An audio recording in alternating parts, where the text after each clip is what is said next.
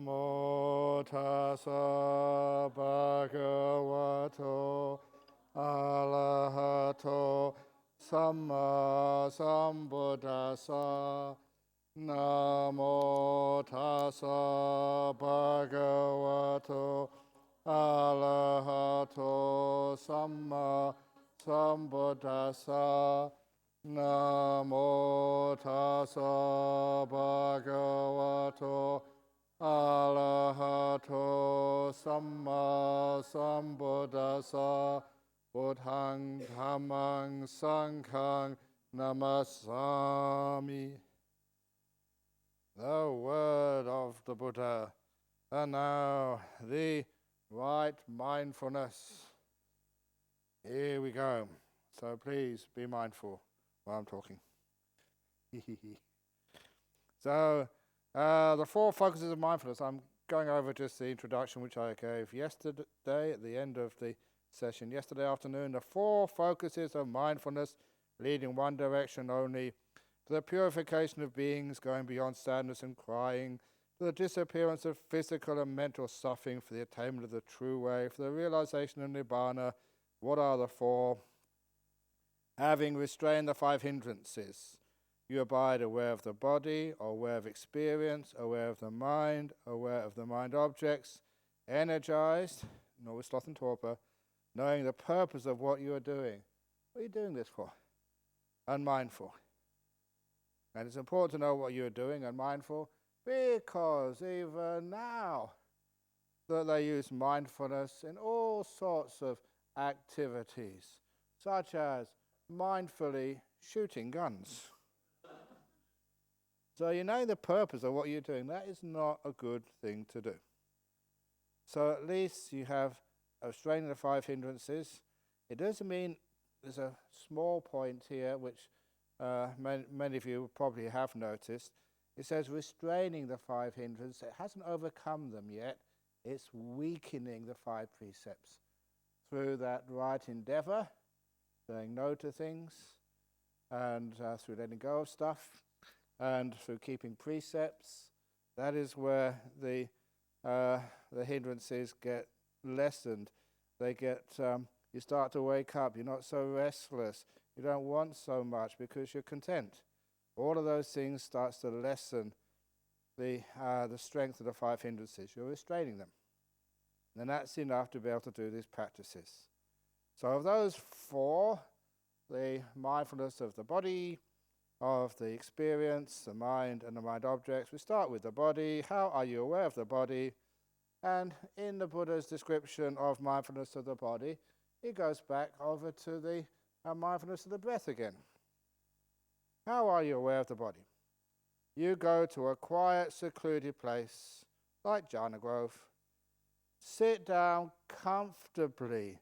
It does not say sitting down on a bed of nails, or on broken glass, or in the middle of an ant pile, just to test how tough you are. You don't do things like that. In a comfortable place, and you sit down comfortably, and you give priority to establishing mindfulness.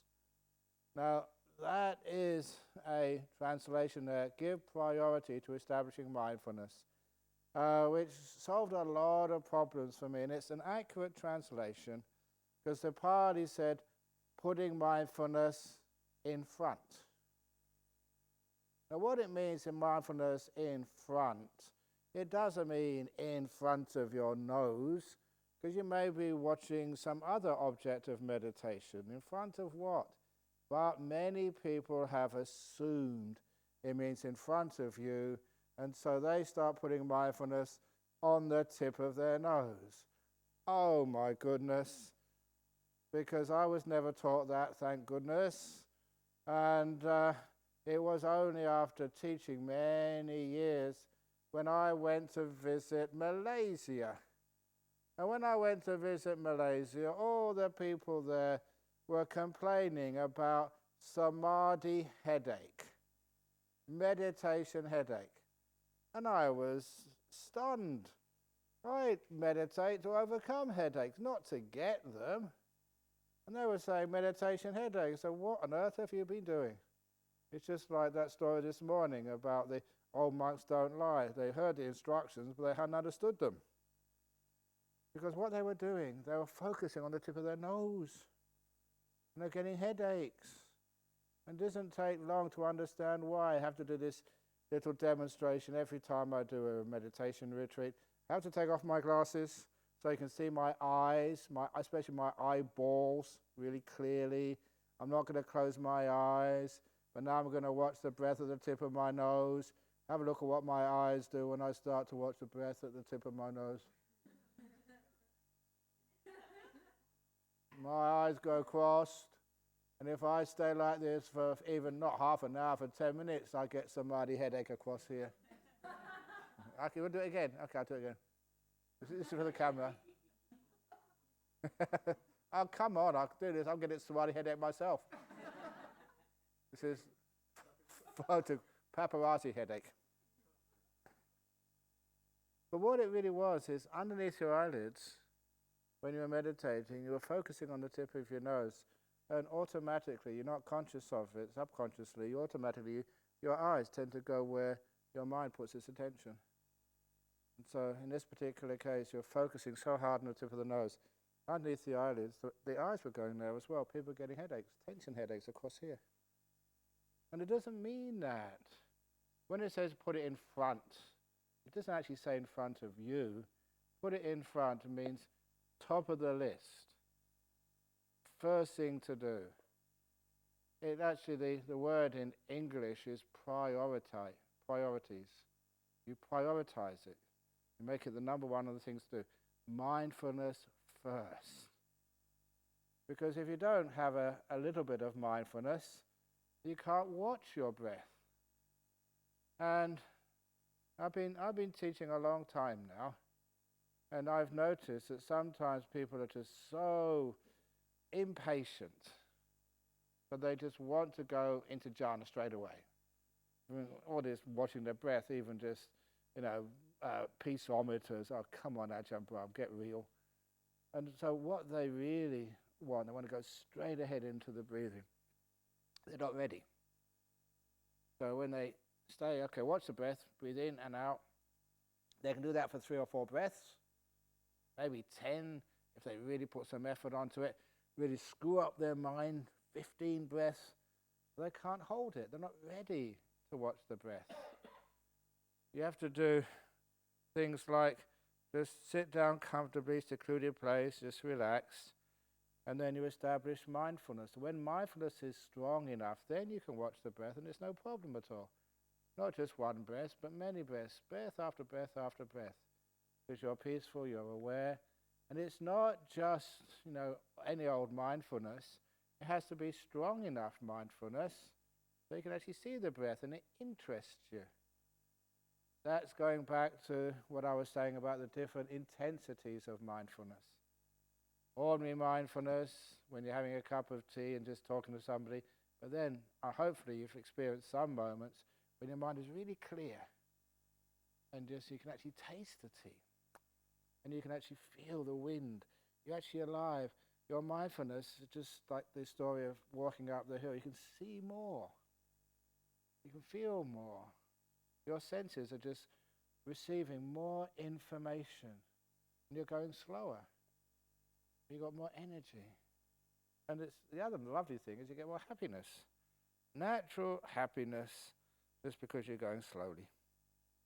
And you're waking up. So this is what you have to do to start off with. Give priority to establishing mindfulness. Then mindful you breathe in, mindful you breathe out. Should be pretty easy. When the in-breath and out-breath are long, you're aware that they are long. When the in-breath and out-breath are short, you are aware that they are short. Now, first of all here, that some people say, you've got to do a short in-breath first of all, and then a short out-breath, and then you do a long in-breath and long out-breath, and you've got to mess around, seeing if you can extend the breath to be your world record personal best long breath, and just the shortest breath here, which is totally crazy. You don't control the breath. It's long or it's short, whichever it happens to be, you just know that much. You don't do, okay, stage 1 long breath, stage 2 short breath. It's just, is your breath long or short? That's all. And of course, that answers a question that most of the time my breath isn't long, it's not short, it's sort of in the middle somewhere. Does that mean I'm not following the mindfulness of the breathing method? It doesn't mention in the middle. It just says long breath, you know it's long, short breath, you know it's short. What about the middle breath? What about, the 2/3 breath? Not sort of really long. So all it really means is you just know whether the breath is sort of long, sort of short, and you let the breath do the breathing. Now the next one is when then you learn to experience the whole of the breath as you breathe in and out. And my goodness, this just starts to, a simple thing as this, starts to cause controversy. Because the word they use in Pali is called kaya. And kaya can mean many things. Simple, it's the same as the word body in English. Now, what does a body mean in English? If there are any soldiers here, it's a body of troops. If there's any lawyers, there's a body of evidence. It does mean a physical body as well, but what it means in the same in English, it means just a group, a collection of things. And just because it says the body, it doesn't mean you're aware of the body when you're doing this breath meditation, especially when it says, and that is very clear, where you experience the whole of, they call it the whole of the breath body. So if it's the whole of the body, now I ask you, can you be aware of the whole of your body now? Are you aware of your kidney? Are you aware of your what's a nice one, which is really your left toe, nail? That's part of your body. I said, no, you can't be aware of the whole of your body. So sometimes it's totally logical. That's why they don't like people like me, too logical. So what it really means, it means the whole of the breath, from the beginning of the in-breath to the end of the in-breath. And you know this is the case because it happens naturally anyway, even if you don't decide to do anything. You're watching your breath go in and out, long or short. You just give it a bit of extra attention, something more than just in and out breath. Oh, that's a nice long breath. That's one of the reasons why that great monk Ajahn I talked about some time ago. Breathe in, sabah. Breathe out, sabah. That is the first and second stages there. Knowing the breath is an in-breath, is long or is it short. That's the same, just that little bit of an extra handle on the breath, so it makes it a little bit more interesting. Is it long, is it short? So that falls into those first two steps. And after a while, when you start watching the breath, you can see from the very beginning of an in-breath, it first starts. Feel it natural, just feel it right to the end of an in-breath. You don't expel it, it just does it itself. Then the breath goes out. You don't miss any moment of just one breath cycle. That's called the whole of the breath. Or to put it another way, I've got my finger going in front of my eyes. So I've got to do it the other way around because you see things the other way around than I do because you're facing me and I'm facing my finger. So this finger is now going to go from the right to the left. And then the left to the right, opposite to me. Right to left. So I see it. It's gone to the left. So gone to your right, gone to your left. Right, left, right. I can see it passing by. See all the breaths. That's just knowing an in-breath and out-breath. The full awareness of the breath, you see it go all the way to your right. See every part of it. See it stop all the way to your left. See all the parts of it. That's focusing. So that's what it means by the full awareness of the breath. And when you do your walking meditation, it's sama-sama. Sorry, that's Bahasa. It's really easy. That's one easy Indonesian word to understand. sama sama means the same. So it's great. Any of you from Hong Kong, they say something you don't understand what it means. You say, oh, sama sama. Same to you. I hope it's something nice they said. They usually is, because all the nice people come to Jhana Grove. Anyway, that's called a whole of the breath. It's number 3 of mindfulness of breathing. You learn to experience the whole of the breath as you breathe in and the whole of the breath as you breathe out. When you walk in meditation, you feel the legs start to move and go up. And every part of that movement you can feel. Then the foot goes down onto the ground. Full awareness. Every moment of it. And it's not hard.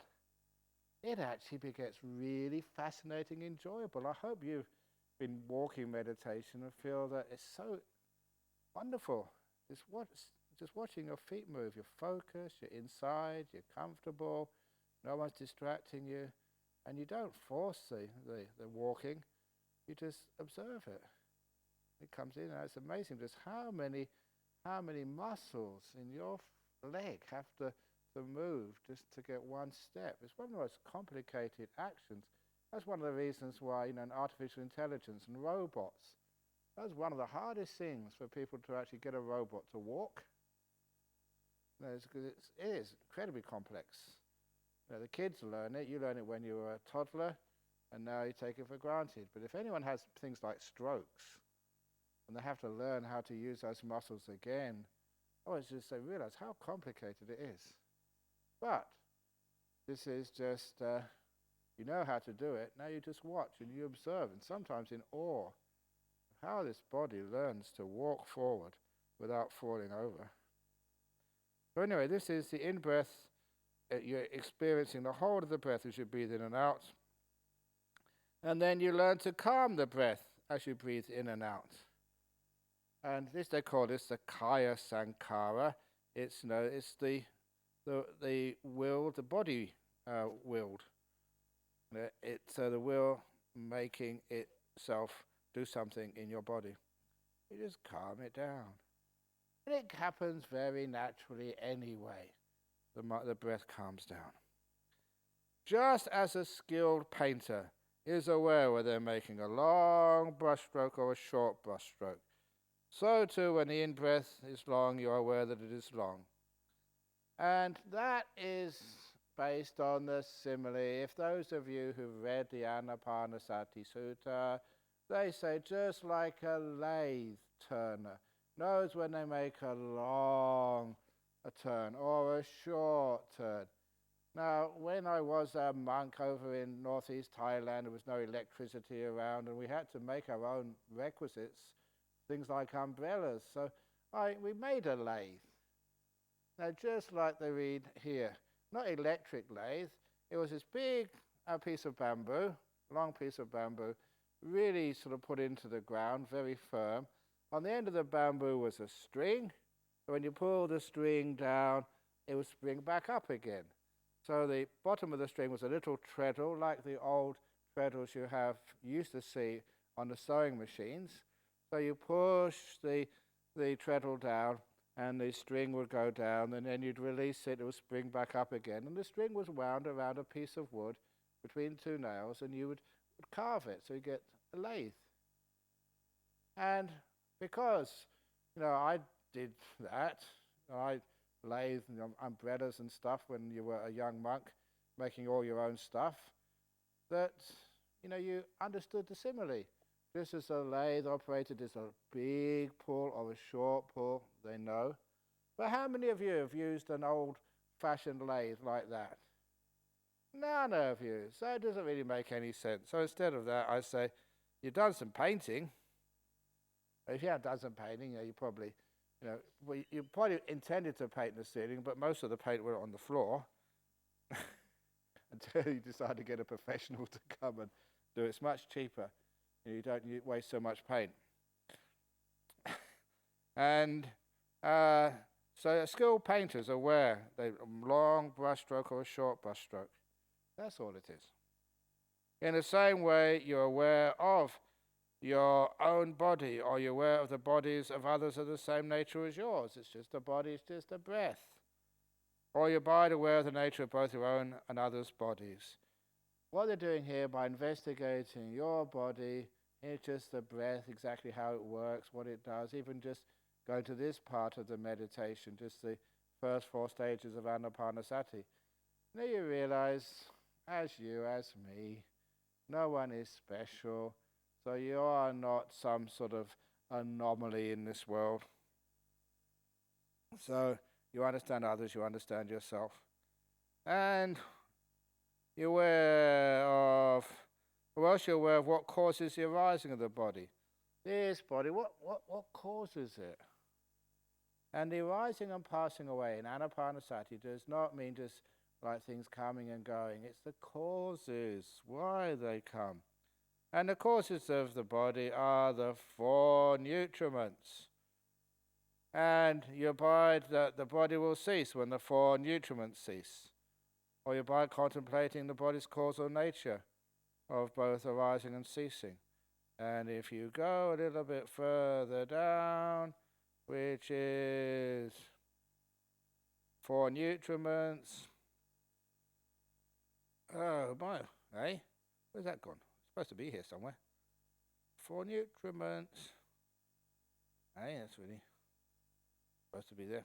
Okay, well the 4 nutriments, what keeps the body... Oh, there we go. It's arising and passing away, rise and fall. Yeah, it's the page I'm on now. 40. 40? 40? Arising and passing away. In brackets, rise and fall. The end of the body. Roll down. Be mindful. Where it says arising and passing away, and in brackets, rise and fall. Got that one? Anyway, it doesn't matter, I'll just read it out. The 4 nutriments is the origination and continuance of this body. With the cessation of the 4 nutriments, the body ceases. And the 4 nutriments are, doesn't matter, it's okay, because it's only very brief. The food. Obviously you need food to keep going. You need 6 sense contacts.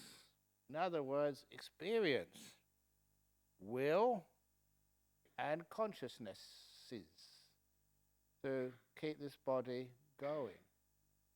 And there we have some interesting stuff about how the body works, because it's not just without food. You can actually live without food for a while, and that includes like water, but sense contacts.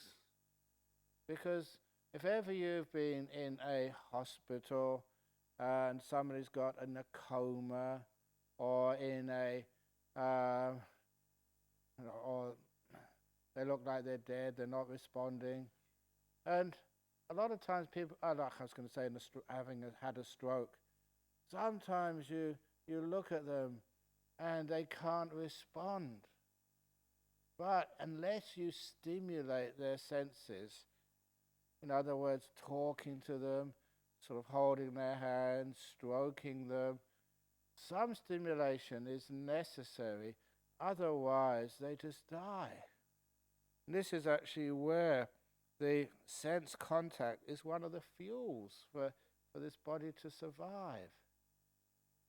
So if a person is, in a coma, and that, they're in that state when they can't respond back, they can't move any part of their body, let alone form speech, but they can feel and hear and see, you have to stimulate them. Tell them the latest news, just hold their hand, just anything, give them a foot massage, anything which stimulates their senses. Because without that sensory stimulation and contact, they die. It's a food for the brain. And of course there's the will.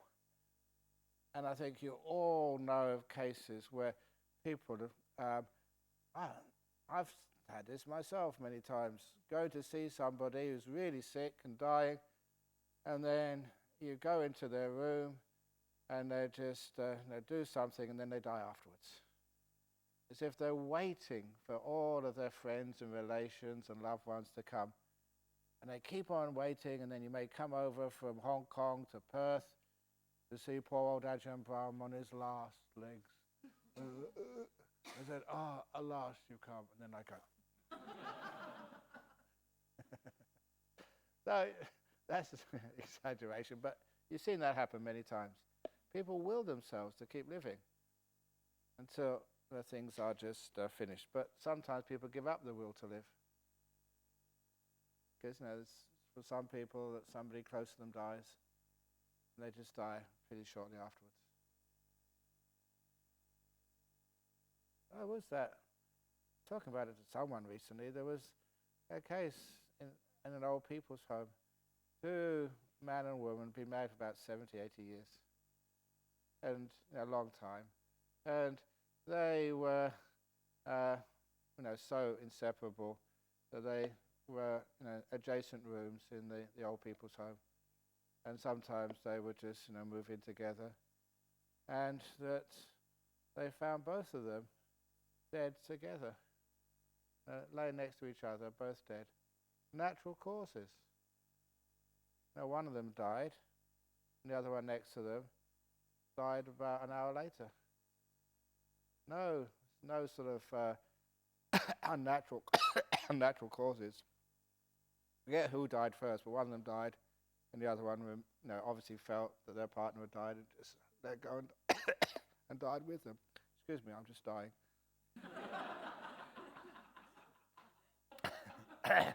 I was okay. It was a false alarm.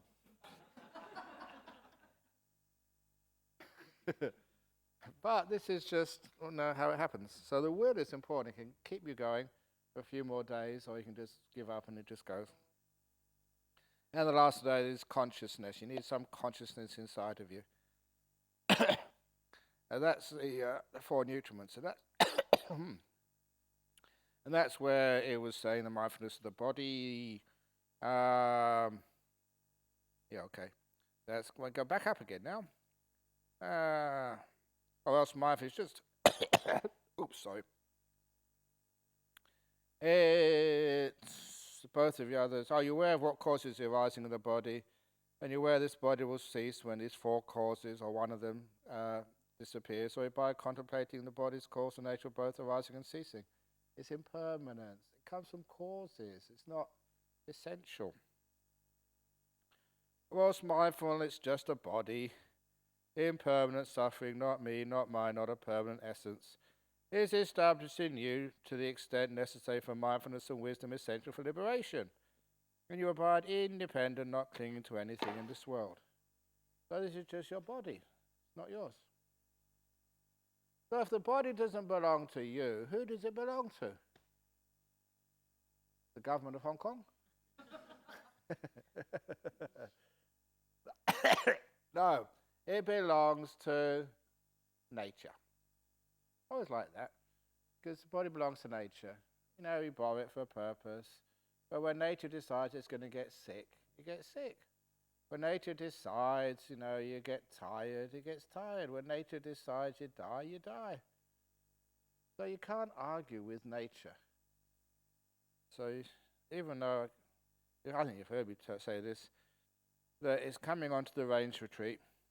And for those of you at the ceremony on Sunday, you will hear me say, I say all the time, that if you really are a good disciple of the Sangha here, especially of me, please don't be selfish. Don't die during the rains retreat. We have 3 months where we can live nice and peacefully.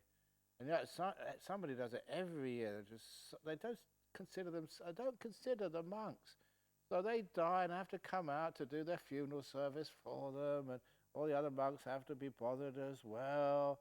So I tell people, die at a proper time. Be respectful. So if you want to die, there's still a few more days to go. You can die, no problem. But, once the range retreat starts, we're on retreat, the monks, don't want to disturb them. Make sure they have lots of time to meditate peacefully. So After the range retreat is finished in October, you can die whenever you want. But of course you can't do that, can you? When it's time to die, you just die. Have you ever noticed that sometimes it's some of the most inconvenient times when people die? And you don't get all your jobs and stuff finished. You just die. Nature is just so sort of insensitive to the needs of your family. So anyway, there we go. So that's one way of your mindful of the body. You say independent, not clinging to anything in the world, especially with bodies. The 4 postures. When walking, you are aware in the present, I am walking. When standing, sitting or lying down, you are aware in the present moment that I am lying down. It's like present moment awareness and using your posture. You maintain present moment awareness however your body is disposed. Now, it's not just those 4 postures. Sometimes there is somewhere in between, such as you're laying back against the wall. Are you sitting or are you lying down? You're practicing middle way. It's somewhere in between. So it's not just 4 postures. Anything in between is fine too. And this way you are aware of your own body, bodies of others, the same nature of yours. You abide aware of both your own and others' bodies, or else you abide aware again of what causes the arising of the body. This is the same reason why you do these things, so you can understand what a body is, how it comes about, how it will cease and disappear. Nothing to do with you. It's just mindfulness is the body, impermanent suffering, and not me, not mine, not a permanent essence. That's established. That's impermanent. It's a pain. That comes up later on when we talk about the deep samadhis. The body's always an ache. There's always something itching or aching or thirsty or hungry. You want to go to the toilet. You go to the toilet and then you want to drink some water and then you have to go to the toilet again. You've got too much water inside body. You haven't got enough. Go make up your mind. And then, so it's always bothering you. Even at night time, when you get to my age, sometimes you have to get up in the middle of the night and go to the loo. When you're meditating, you're really getting sort of into deep meditation, then you burp. And that's not the real letting go. So but what happens is you get so peaceful and still in meditation, the body vanishes. That's such bliss. No heat, no cold, no tiredness. Free. So that's why they say the body's a pain. So that's why it's permanent suffering, and it's not me, not mine, not a permanent essence. I used to be fit, strong, handsome. Now look at me. Which is the real me? If you say I'm still handsome, I think you need to go and see a psychologist. And get your prescription glasses changed. So, full comprehension of the purpose. You act in full comprehension of the purpose when going forward and returning. And this is an interesting part of mindfulness. It's not just being aware. What's the purpose of this? Why are you talking? Why are you eating? Why are you sleeping? And why are you just having a glass of water? Why are you sitting on the toilet? And so what's the purpose of this? And it's amazing, when you understand the purpose of what you're doing, you become far more efficient. If the purpose of going onto a toilet is, to just evacuate whatever you need to evacuate, you don't force it. You just, relax and let things go with the flow instead of forcing things. Now, even going to the toilet, okay, it's a bit gross, but it is true that you can see a person's nature. How they go to the loo is very often how they live their life. I want it out now. Busy person. I've got a talk to come to. Come on. And then you end up with hemorrhoids. Or, you try and control things. You can't control these things. It's nature. Body belongs to nature. So let nature look after it. So that means that, you understand the purpose of this and what you're walking for. And sometimes you're walking for walking meditation, being mindful. Sometimes you're walking for some exercise and just get the body sort of going. What are you doing it for? And that means that full comprehension when going forward, returning, when looking ahead, looking away, when flexing, extending your limbs, when wearing your clothes and carrying things, you act in full comprehension of the purpose of eating. Well, what do you eat for? Is it for fun? Is it because it's a really good cook, in this place? But even if there is, doesn't matter how much a good cook it is. If you eat too much, it doesn't taste good. The taste tends to sort of fade after a while. And also, the feeling in the tummy starts to get worse after a while, eating too much. So the purpose of eating, enjoying the food is important, as I mentioned earlier, that you have to enjoy the food, otherwise you just don't digest it. Because what this one monk did over in this monastery in the north of England, and he decided for the rains retreat, let's be tough and simple, really frugal, real monks. They had a bucket, these 10 litre, 11 litre buckets, used for washing stuff. A 10 litre bucket, and whatever food was left over from today, he'd put into the bucket and put in the refrigerator.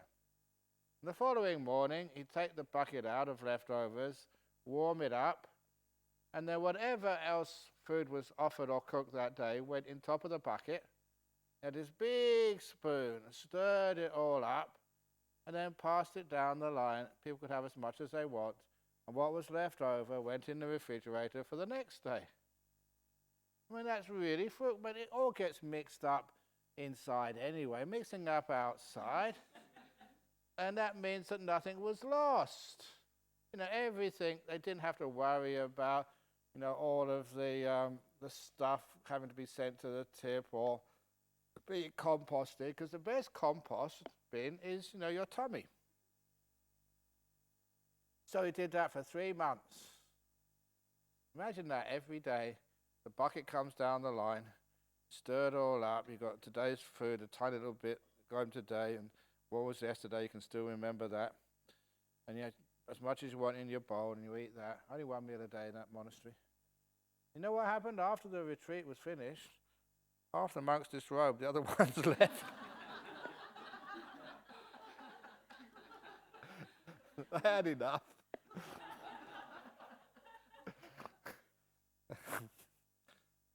That monk, I'll tell you monk stories now, it's good fun.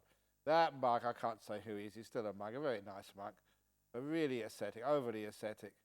Because when I first visited England, travelling from Thailand, it's the middle of the winter. And it was minus 26 degrees centigrade outside. It's really cold.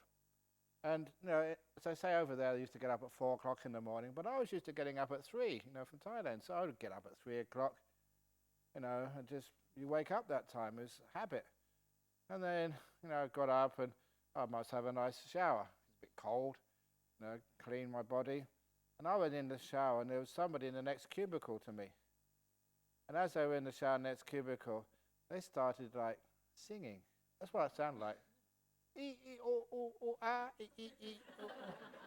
And making a really weird noise. And I was really never heard anything like that. I thought they'd do some chant or some magic incantation. And then, when we came out, I was drying myself and saw it was this monk. Is that you in there? It was only other person in there, in the shower cubicles. And he said, yeah. He said, you were singing. He said, no, I wasn't singing. I determined to have cold showers. That's what happens. You have cold showers. He was really overly ascetic, that monk, but very good fun. Nice guy. Where are we? So the full awareness of the purpose. You know, you're in the shower not to freeze yourself, but it's there to clean your body. And so full comprehension when eating, drinking, defecating, urinating, walking, standing, sitting, sleeping, being awake, talking, and keeping silent. Now, why do you keep silent? Anyone keep silent? No, you keep silent a lot of the time. You're very good. But, why are you doing it? Why are you talking? So you've full awareness. And the talking is sometimes, I shouldn't say this, but it's necessary. A little bit of bonding, a bit of kindness, and a little bit of joy coming up. Because you go on some retreats and no one talks at all. Absolutely no talking. And it's like being at school or being in a prison or being in a military camp. And people are quiet, but they're so tense. And there's no joy in it at all. And sometimes you look at someone and you don't smile. And you try to smile. Bad. Stop smiling. This is a serious retreat. No, I'm not going to do it here. Camera be. Talking has a purpose. Keeping silent has a purpose. Know the right time. Because there was a time when there's a group of monks in the rains retreat. They made a vow that they're not going to speak at all. Vow of silence. And the lay people, they've come to the temple, looking for some answers to problems, meditation instructions to talk. And they never got anything. The monks were silent. So they complained to the Buddha, and the Buddha made it a rule. You can't keep a vow of silence for such a long time. You have your duties, responsibilities. That's not noble silence, that's stupid silence. It's best, to just restrain the speech, not speak too much, but not just not speak at all. So anyway, that's the purpose. Understand what these things are for. In this way, you're aware of your own body, bodies of others, the same nature as yours, or you abide aware of both your own and others' bodies, or you else abide aware of what causes the arising of the body, the four nutriments. The body will cease when the nutriments run out. And you abide contemplating the body's cause and nature, both arising and ceasing. Or mindful, it's just a body, that's all. Impermanent suffering, not me, not mine, and a permanent essence. It's established in you to the extent necessary for mindfulness and wisdom, essential for liberation, and you abide independent, not clinging to anything in the world. That is another way you are mindful of the body, or the bodily parts. You review your body from head to toe, bounded by skin, as made up of many kinds of parts, blood and bones, tissues and organs, and sometimes you go through the whole list. I don't know why monks want to go through this list, and they especially stop when you get to things like snot, oil of the joints. There's something sickening, quite frankly. So blood and bones, tissues and organs, just as though there were a shopping bag with many kind of groceries, such as bread and potatoes, fruit and vegetables. And they say in the original simile, just like a bag with many types of rice. And of course that would work in India and Thailand, but it don't work at all in Australia when people don't just eat different types of rice, they eat bread, potatoes, fruit and vegetables. So just as though there were a full shopping bag with many kinds of groceries such as bread, potato, fruit and vegetables, so too you review the same body as full of many parts thus. In this body there are hairs, bones, shit and urine. I just put those last two in there to wake people up. That is another way that you are mindful of the body. Or elements. You review your body by way of elements. Thus in this body there are the earth element, water, fire and air element. That's another way you are mindful of the body. The 9 charnel ground contemplations. And again, some people really get into this. Some weird stuff, I don't know why. But we would go to the the autopsy room in Sirirat Hospital. I'll tell you about the autopsy room the first night. It was really good in those days. There, 40 years ago, that monks, we could go anywhere. And so even though there's a big sign, only sort of officials allowed, but, monks, we could walk into the autopsy rooms and see bodies taken apart. And this, I would never forget this. I went into the autopsy room, the lecture theatre, first of all. And there was an autopsy coming in maybe half an hour. I was there early. And I was just, got a nice seat. And I looked up in the high, the windows, just like here. But the windows had a windowsill. And the bleachers, the graded seating so the students could observe the autopsy went up. And I looked, and that's not a flower pot up there. And I looked, and it was like a plate with a human head on it. And I thought, this must be a fake. But I went there and picked it up. It was actually a real one. It was something like out of a monster movie. But, instead of having a flower pot, in the sunshine as decoration, they put a human head on there. That was really weird. It's just a head, that's all. They didn't need it anymore. Just a spare one. I think it was a warning in case any of the students talked back at the doctor, the coroner. So anyway, so you see a body thrown aside in the charnel ground, up to 3 days old, bloated, livid, and oozing matter. You reflect that your bodies are the same nature. It may become like that. Or just the body in various parts of decay. But, it's very hard to see a real body, which hasn't been, nothing done with it these days. Although somebody said there is, because I went past a TV in where was it?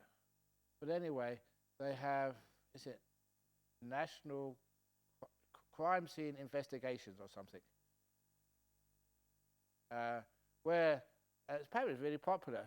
Many TV shows, because there's a few people get inspired to become forensic scientists. When they find a dead body somewhere, and then the scientists, the doctors, they take it all apart and they find a little bit of something in here, a little bit of something in there, which is the clues to find out who did it. What was it? National Crime Investigation. What's that? Crime and Crime Investigation, yeah.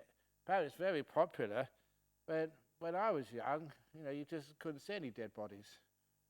As soon as you saw any dead body, they were just covered over with a white cloth. But nowadays you can see everything.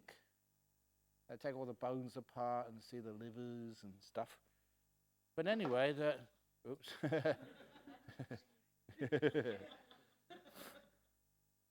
But that was actually just to try and find out that these are the same as you. They were just bodies. I still remember the open cremations we used to do, and sometimes some visitors, especially people like doing voluntary service overseas or the Peace Corps. I remember several of them come up and touch the body, and they never touched a dead body before. And it was really a wonderful experience. Scary. Come and touch it. You feel it. It's a dead body. It's cold. And especially if it's someone of your age. And that's really, and your gender, that really sort of hits home hard. You see someone exactly the same age as you, from the same gender, and you look at them and they're dead there, and you can feel them and touch them. And it brings it home to you. That could be you. So what that does, it's this way you're aware of your own body, you're aware the bodies of others are the same nature as yours, or you're aware of both your own and others' bodies. Or else you abide aware of what causes the arising of the body. You're aware that the body is the nature to cease, or you abide contemplating the body's cause of nature and ceasing nature. Or else mindful it's just a body, it's your vehicle for this life, you look after it. But you realize in the end, nature's going to take it back. Impermanent suffering are not me, not mine, not a permanent essence. I used to have, I remember when I was a kid, you had these lakes, these boating lakes. and you pay some money, you hire the boat for an hour, and you had the signs on the boat. Now, number 22, your time is up, come in. They still have those? Some of you remember them? Yeah, because anyway, there was this lake would have these boating for recreation, and the operator was shouting out, boat number 99, come in, your time is up.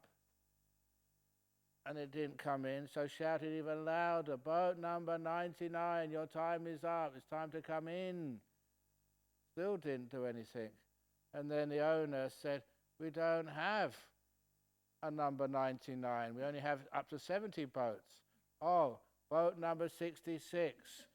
You've overturned. Do you want some help?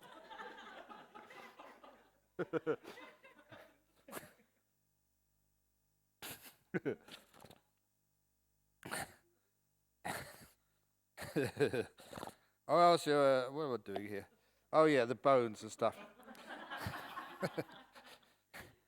Mindful is just a body, impermanent suffering, not me, not mine, not permanent essence. It's established in you to the extent necessary for mindfulness and wisdom. Essential for liberation. You abide independent, not clinging to anything in the world. That's another way you are mindful of the body. When mindfulness benefits of mindfulness of the body, this is cool. When mindfulness of the body has been repeatedly practiced and developed, these 10 benefits may be expected. You overcome delight and discontent. Body doesn't feel such good today, but it's only a body. Doesn't matter. Offense, it's just body. Don't worry too much about it. Fix itself. You overcome fear and dread, especially about being attacked or being injured, or when the doctor comes and says, this is going to hurt. If there's any doctors or nurses, don't ever say that, please. Has that happened to you? I remember just stepping on a nail, a rusty nail too, in Thailand, and went halfway through my foot. It didn't hurt. I just went through. I thought, oh, okay, take it out. And then the monk with me, he said, oh, that's terrible. And as soon as he said that, it really hurt. If he'd have kept his mouth shut, I'd have been fine. Has that happened to you? That's happened to me. It's just weird. But anyway, you overcome fear and dread. You bear cold and heat, hunger and thirst, and contact with flies, mosquitoes, ticks, wind, the sun, and creeping things. You enjoy unwelcome not just scary things which are danger to your health, but also enjoy unwelcome words and arisen bodily feelings that are painful and menacing to it. That is where Ajahn would come along and say, don't worry, you'll either get better or you'll die. It's not going to last. You don't have to worry about anything. Your experience now, this is, you have a natural endurance, it's just body stuff. It's to be expected with the body. Number 4, you experience whenever needed, without difficulty, the 4 jhanas that constitute the higher mind and provide a pleasant abiding in this very life. Somebody think, wow, that's a big thing. Straight away from just having endurance to actually getting the jhanas. You know why? It's because you're not so interested in the body. You can let it go. You're not afraid to let it go. You're just sitting here. It starts to disappear. You look after yourself. Many of you, when you meditate, you get to whatever stage you've got to before, and then, I can't let go. Why? It's because your 5 senses have to disappear, and the 5 senses are what guards the body. It's like letting all your guards down. When you don't hear anything, someone could come up and they could throttle you. You can't see anything, you can't feel the body. Oh, it might be a snake coming to wrap its around me. And when I wake up, a big python, I'm inside its tummy. I didn't feel anything.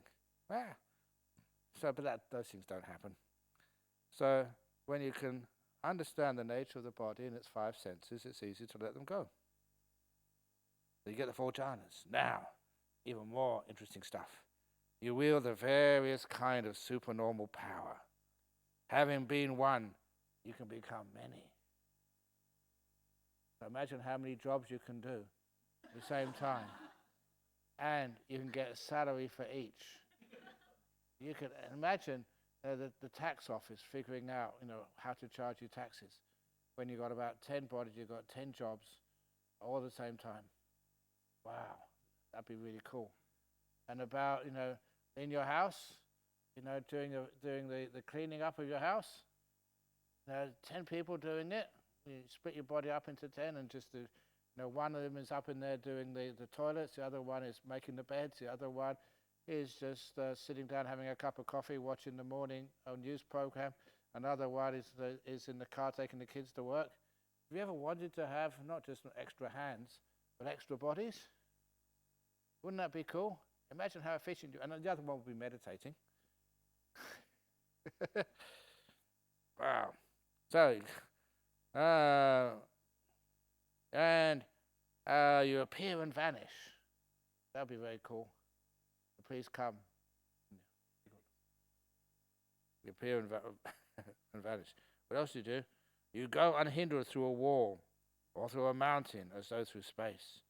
You dive in and out of the earth as though it were water. You walk on water without sinking as though it were earth. Now sometimes you do these retreats at these resorts, because it's the executive retreats they call them. Some of you may have been on one of them or two of them. And they're held in 5-star resorts. And it is because it means that people can come with their partners and even their kids. The hotel staff look after their kids. And some of their partners are a bit afraid of meditation retreats, but they're in a hotel, they can have a nice rest at night, and they can eat nice food. But sometimes I find them just in the swimming pool. I say, this is a meditation retreat. We're doing this. Oh, I'm practicing walking on water, but it didn't work this time. But I'll get there. Give me some time. Anyway, so you're walking on water, and without sickness, with earth, on earth, seated cross-legged, you travel in space like a bird, and you wield body mastery as far as the Brahma world, flying through the air. And I already mentioned about that monk. Be careful. One bit of lust, one bit of anger, one bit, and then maybe just in this retreat, you're just flying over the kitchen. You smell lunch, bang, straight down.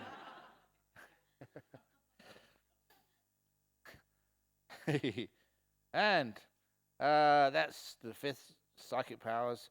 And the 6th, with clairaudience, a divine ear. You hear sounds, both heavenly and human, those that are far as well as near. And I remember an experience, a case of that, Wat Bapong, that particular ability. Hear conversations a long way away. Because there was this monk. I first went to Wat Bapong, and he'd claimed that he could hear people talking 6 or 7 miles away. He had a really good meditation. And of course, that was, you can't just, are you imagining this? Are you boasting? So the monks had to just investigate it, test him out. And it was true. They'd have a conversation in the marketplace, about 6 kilometers from the monastery, and he would report exactly what was said. Now imagine if the CIA could get hold of someone like that. You wouldn't have to, Mr. Putin and Mr. Trump just talking to one another. They'd be able to hear exactly what was being said, even behind closed doors. Imagine the intelligence value of someone who could do that. Private investigators, they'd just be somewhere in the hotel, and you can find out what your husband was doing while you're here in this retreat. I've got a really weird mind. But anyway, this monk could do that. But what happened next was interesting, because when people start to develop these psychic powers, if they're not careful, they get into pride and arrogance. And that's what happened with this monk. That one day, I'd only just arrived, so I didn't know too much what was going on. But one day, he was obviously very skilled in meditation, started developing this psychic power. And in the morning, he sat on Ajahn Chah's seat. And, as if he was better than Ajahn Chah. And Ajahn Chah was very skillful with these things. He took him aside, talked to him. And the next morning, there was about 50 or 60 monks in that monastery at that time. And that monk, he bowed to every one of them to ask forgiveness. The most junior monks he would bow to. And then he disappeared. He went. Never saw him again. He obviously still had those powers, but he realized the arrogance, the conceit, the pride which comes with powers. You really have to look out for that one. It destroys people. So that's why we always keep it quiet. And you can read the mind of other persons, having encompassed them with your mind, especially whether the mind is affected by one of the 5 hindrances or whether it's experiencing jhana. You can read people's minds, but you don't need to be afraid, because people who develop those abilities are usually very virtuous, and it is like just reading people's private mail or hacking into their computers. Even if you could, it's an immoral, unethical thing to do. So, good monks, good nuns, good people who can do these things, they would resist that. And you can recollect your past lives, even up to 100,000 births, and many eons of expanding universe, many eons of decaying universes. There was so named of such a family, such an appearance, such was my food, my experience of pleasure and pain, such my life term, and passing away from there I reappeared in this other place, and there too I was so named. As such a family, such my life term, and passing away from there I reappeared here. And that's my life term. That's with the aspects and particulars you recollect many of your past lives.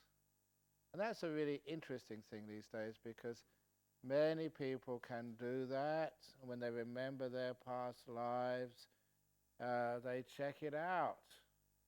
I already mentioned a couple of people who can remember their past lives, and they go to those places and the names are there, and there's no way in the world that they could have just guessed that. And it's really quite convincing, especially if you do it, find out who you were before. So they have the old regression therapy. If it's meditation, you get into a deep state of meditation. When you got your mindfulness is really strong, you're bright, no hindrances, you can't see any hindrances, you're just so blissful, poised. You know that's happening. You can see the floor there, and it's incredibly beautiful. That type of mind, peaceful, poised, not restless, hardly any thought in the mind at all, a lot of joy. And then you just ask yourself, what's my earliest memory? If it comes up immediately. And you don't force it. It's just the mind. It's just like the well-trained little dog. Go get the paper. Woof, woof, woof. It goes and gets the paper, brings it back, woof, woof, woof. And that's like the mind when it's very, very peaceful and very powerful. So you can ask, what's my earliest memory? If any of you try that, that when you get some memory back, it's always really clear. And the strange thing is, the difference between hypnotic regression and through meditation. Meditation is much harder to get to that state, but it's also far clearer. It always comes with the knowledge that this is true. If you have an experience like that, you know it's true. You can't. It's weird, but you've got absolutely no doubt at all that was you. That was strange. But anyway, then you go and check it out. What was your name? Where do you live? Who was your mum and dad? Whatever. When you actually get all that information, you go and check it. Because now many people just have their birth records, their death records, their marriage records, their work records.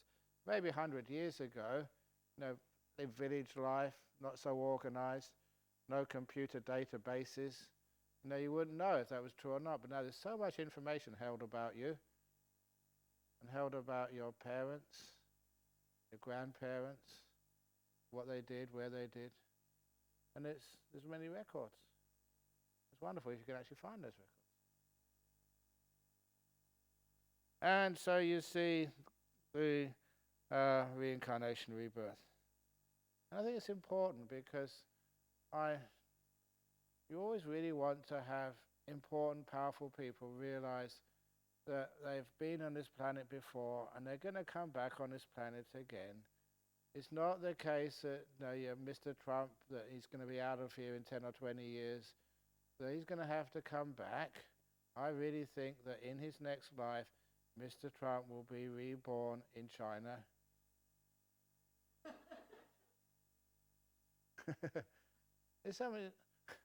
Sometimes there's some sort of like a Tony Blair will be reborn in Iraq. Or whatever. There's some sort of like justice somewhere. So you have to find out just what it was like. And you have to take consequences of your actions. So it's not as if that, you're immune. So anyway, you also see like karma. You see beings passing away and reappearing, inferior, superior, fair and ugly, fortunate, unfortunate. One understands how beings are reborn according to their karma. See the ghosts and the devas coming and going. And also lastly, by realizing for yourself with direct experience, in this very life you enter upon and abide in the deliverance of mind, deliverance of wisdom, you are an enlightened one. So that's what happens. So if you do have a psychic power, please keep it quiet. If you learn how to levitate, do not tell anyone in Indonesia. Otherwise, you will represent Indonesia in the next Olympic Games. When it comes to the high jump, you won't jump, you'll just walk up and you just levitate over the bar. Is that cheating? Is it? Is it against the rules? I don't know. Don't think so. If you're a guy and you want to help Indonesia win the World Cup next time, imagine just how you can jump higher than everyone else to head the ball down with your powers. Is that cheating? I reckon so. So anyway, so don't tell anybody. Keep it quiet. But those things, they do exist. Okay. And just one last psychic power. You want a nice psychic power story? No, we won't do psychic. Okay, because some of you, I've told this story before. There's an Indonesian monk. Remember, what was his name again? Sudama, yeah. Yeah, Sudama, yeah. Yeah. Oh, yeah, no, he's passed away now. That's one of the reasons why I say that. That he is, because it's really not right to actually let people know about psychic powers when they're still alive. But this monk, he was Sudama, and I met him, talked to him, and he started off, he wanted to be like a rishi, like a hermit, and just over in the jungles of Java. This was obviously some years ago. And so he just, by himself, he went off into the jungles and just found a nice quiet place and just meditated, sat down in the middle of the jungle. And he said, the story, his English wasn't bad, but this way he used some words, you had to interpret them. And I'll say exactly what he said, but it made a lot of sense to me exactly what happened. Because he said he was sitting in the jungle, sitting down, no long way away from anywhere. And he sort of gone inside, and he saw a star. He said a star came right towards him. And he said he married that star. And the way he said it, like married it, like, he united with it. And like in marriage, instead of going right inside of it. and blissed out for a long time. When he came out afterwards and opened his eyes, that the forest had changed. It had been damaged. It was not the same, not as pristine as when we entered the meditation. So, he got up and went to the village, and they were surprised that, he was alive, because there had been a huge flood there. And where he was sitting was a couple of meters or 3 meters, 10 meters, I don't know, but very submerged for days. But, in the deep meditations, the jhanas, you're invulnerable. Nothing can harm you. Literally, it's weird stuff, but this is what happens. And so that, that was almost confirming that I was a very deep state of meditation for days. And from there he ordained as a bhikkhu in Theravada tradition, and I saw him at Wat Bhawan, where many of the, Venerable Sri Panyawara, all the Theravada Sangha Theravada Indonesia, that was Wat Bhawan was where they do their ordinations, or where they used to do their ordinations. And so he was there, and I met him there, very powerful monk.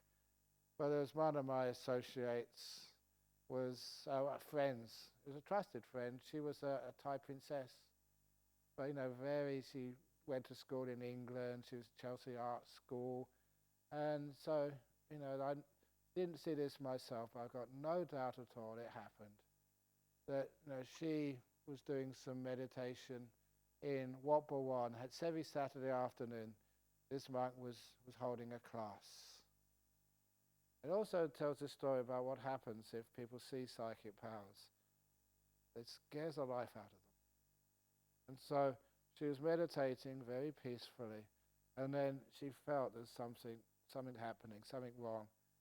So, she took a peek, opened her eyes, and she saw from this monk rays of light.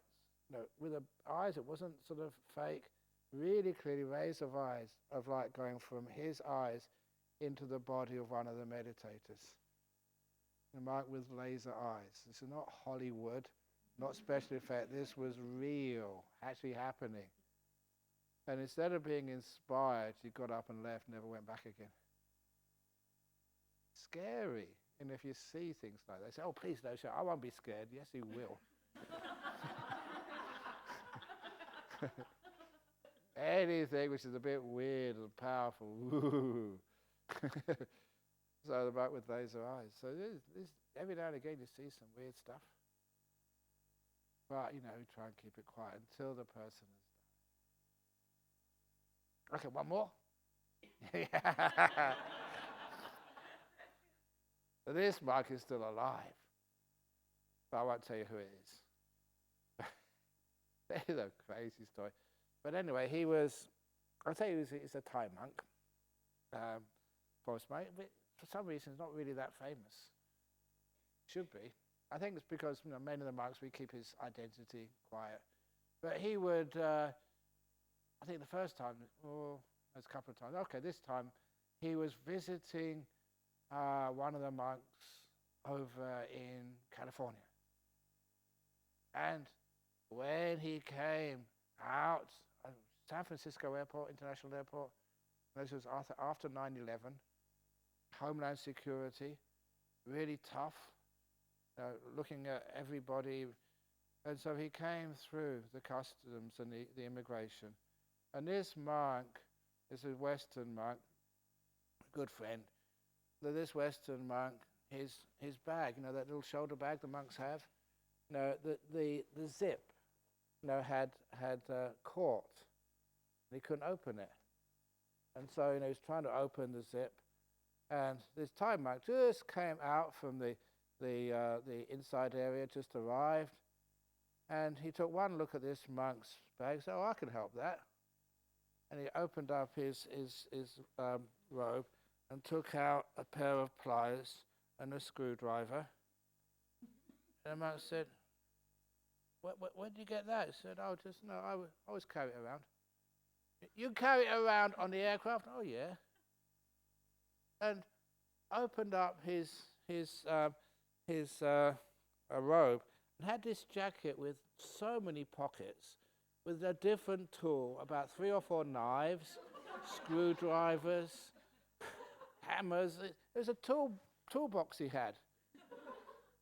And he just goes right through the immigration, right through the customs, right through the so-called security screening, and it never goes beep. And the poor Australian, no, not the American monk, he thought, why are you just been through customs carrying that? You got like a terrorist wish list on there. But he just goes straight through, in and out, and nothing ever happens.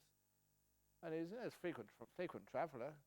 It doesn't go through the diplomatic channel. Oh, nothing ever goes beep.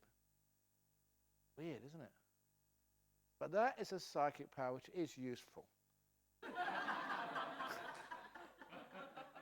For those eyes. We don't have to be afraid, because only sort of very virtuous monks or nuns or something can do things like that. So no terrorist could ever do something like that, because they've just got bad mind. So if you're really sort of high-minded, peaceful, powerful meditation, then maybe you can do that. It's weird, isn't it? And it's also strange why he has to carry this. He says it's an idiosyncrasy. He said it's like some karmic. He has to carry a toolkit around with him wherever he goes. It's very heavy. He's got heaps of tools on him all the time wherever he goes. But don't mind going in a car or just in a bus or something, but going on an aircraft to the United States. Anyway, that's true. Not exaggerating. Anyway, it's enough about that. Sadhu, sadhu, sadhu. When I was going through the customs in the United States, they looked at me and they said, because they didn't know what a monk was, and they said, sir, is that a suicide belt under there? And I said, no, it's not a suicide belt, it's only fat. And he said, same thing.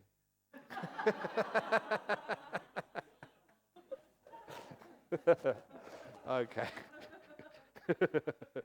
Okay, have a wonderful afternoon.